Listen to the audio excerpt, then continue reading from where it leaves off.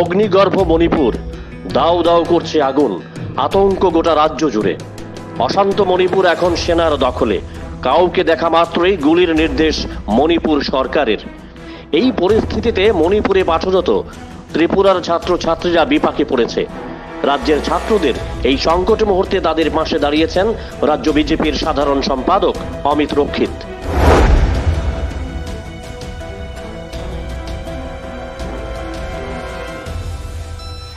অমিতের আহ্বানে সাড়া দিয়ে মণিপুরের কৃষি ও বিদ্যুৎ মন্ত্রী বিশ্বজিৎ সিং রাজ্যের ছাত্রছাত্রীদের নিরাপদে উদ্ধার করে আগরতলায় পাঠিয়েছেন।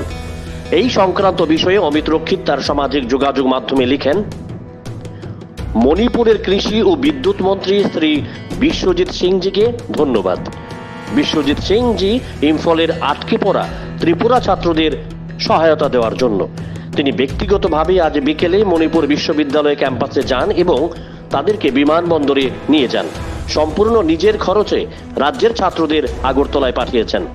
আমাদের আবেদনে সাড়া দেওয়ার জন্য এবং আমাদের ছাত্রদের সাহায্য করার জন্য তার সময় মতো হস্তক্ষেপের জন্য আমরা শ্রী বিশ্বজিৎ সিংজির কাছে ঋণী।